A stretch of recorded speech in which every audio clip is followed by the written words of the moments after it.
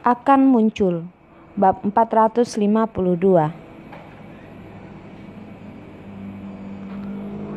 Arila sudah setengah berlutut di tanah. Tubuhnya tertutupi oleh 2 buah pohon kecil. Awalnya hanya dia yang menyadari keberadaan musuh. Musuh sama sekali tidak menyadari keberadaannya. Tetapi jika mereka kembali maju beberapa langkah lagi, pada saat daya pandang mereka sudah melewati 2 buah pohon tersebut, maka mereka akan melihat Arila juga. Carson masih berada di atas tebing.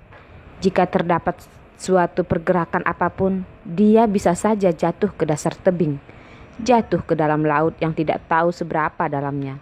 Hasil yang sama sekali tidak ingin untuk dibayangkan. Memikirkan hal tersebut membuat semua bulu kuduk Arila berdiri. Hatinya berdetak sangat keras. Arila menggigit keras bibirnya. Bagaimanapun caranya, dia harus memastikan jika Carson selamat. Harus memastikan jika tidak akan terjadi hal apapun pada Carson.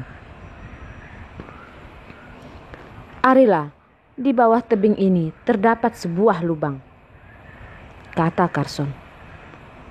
Pada saat Arila sedang memikirkan jalan keluar, suara Carson memutuskan pemikirannya, mendinginkan pikirannya, dan berkata dengan tergesa-gesa. Iya, kamu masuklah terlebih dahulu. Aku akan segera turun.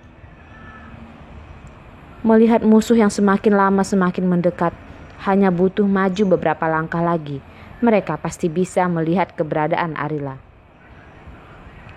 Arila tahu, jika dia tidak memiliki waktu lagi untuk mengikuti Carson masuk ke dalam gua. Jika dia ketahuan oleh musuh pada saat ingin memanjat turun, maka dia tidak ada pilihan lain lagi. Sudah pasti akan mati. Dia terkena masalah. Carson juga sudah pasti dalam bahaya. Sekarang, cara yang terbaik adalah hanya dengan mengalihkan perhatian mereka. Hanya jika Arila bisa membawa mereka pergi, maka Carson sudah menjadi lebih aman. Carson, kamu masuklah terlebih dahulu ke dalam lubang. Aku akan pergi terlebih dahulu, lalu akan ikut masuk. Berkata hingga hal ini, Arila berlari keluar tanpa keraguan. Dia berusaha berlari dan terlihat oleh musuh. Setelah dia berlari, orang di belakangnya berteriak. Di sana, tembak mereka. Suara musuh itu tepat berada tidak jauh dari belakang punggungnya. Mereka dengan cepat mengejar Arila. Jika bukan Arila yang masih memiliki jarak dengan mereka, maka Arila kemungkinan besar sudah ditembak oleh mereka. Arila terus berlari, demi Rila kecil, demi Carson, demi dirinya sendiri bisa terus hidup. Dia harus berusaha. Mereka satu keluarga 3 orang, tidak boleh kekurangan siapapun. Maka dari itu, dia harus berjuang, dia harus tetap maju, dia harus tetap hidup, harus kembali kepada kesisih suami dan anaknya. Memikirkan Carson dan Rila, Arila merasa dirinya dipenuhi semangat, memberikan kekuatan kepada kedua kakinya. Pada saat dia berlari, terlihat seperti di bawah kakinya adalah angin. Kecepatan berlarinya sangatlah cepat. Arila masuk ke dalam hutan. Pepohonan dan rerumputan untuk sementara menghalangi penglihatan musuh. Tidak bisa melihat Arila. Mereka mulai menembakkan pistol ke sembarang arah. Arila masih terus berlari. Dia memberitahu dirinya sendiri bahwa dia harus keluar dengan selamat. Harus keluar dengan selamat. Harus tetap hidup dan kembali menemui Carson dan Rila. Bunyi tembakan tepat berada di belakang badannya. Terasa semakin lama semakin mendekat. Mungkin saja beberapa saat kemudian tembakan tersebut bisa berhasil mendarat ke tubuhnya, membuat dia tidak bisa lagi melihat suami dan anaknya. Baru saja Arila memikirkan hal itu, sebuah peluru meluncur dan menembak pohon yang ada di depannya, membuat dia merasa terkejut dan berhenti tiba-tiba. Lari, cobalah jika kamu masih bisa berlari. Terdengar suara pria dari belakang badannya dan diikuti oleh bunyi tembakan menembak kaki Arila. Arila berpikir dalam hati, mengapa pembunuh ini begitu marah?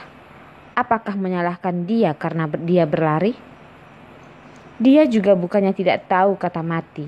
Di belakangnya ada orang yang mengejarnya. Dia tidak lari. Apakah dia benar-benar ingin mati begitu saja? Arila melihat ke belakang. Sudah ada 2 orang laki-laki yang mengejarnya. Kedua orang tersebut memegang pistol di tangannya. Ujung pistol mengarah kepadanya.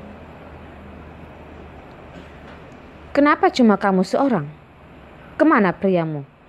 Salah seorang di antara mereka membuka mulut dan bertanya padanya.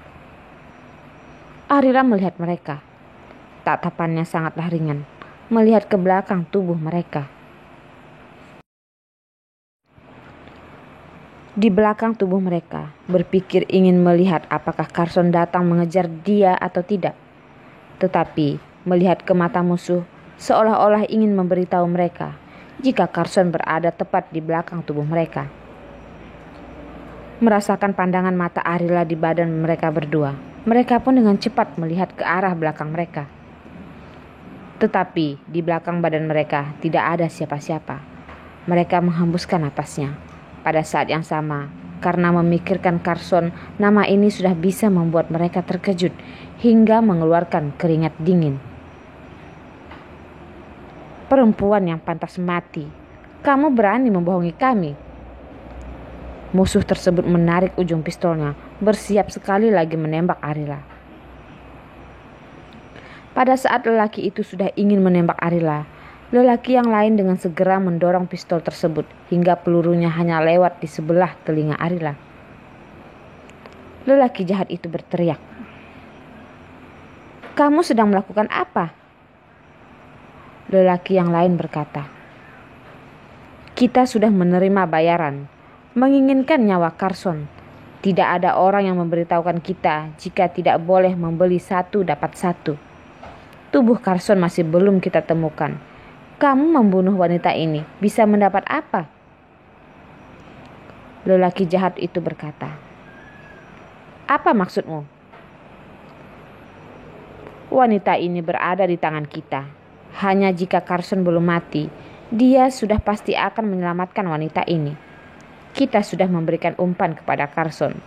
Takutnya dia tidak akan sanggup untuk tidak menangkapnya," kata temannya. Mendengar pembicaraan kedua musuh tersebut, Arila mengepalkan tangannya, menatap dingin kepada mereka dan berkata, "Carson sudah meninggal karena jatuh dari tebing. Kalian mengambil aku sebagai sandera tidak akan ada gunanya." Arila benar-benar berharap jika Carson bersembunyi baik-baik di dalam gua, tidak keluar dari dalam gua. Mohon jangan sampai memakan umpan mereka berdua.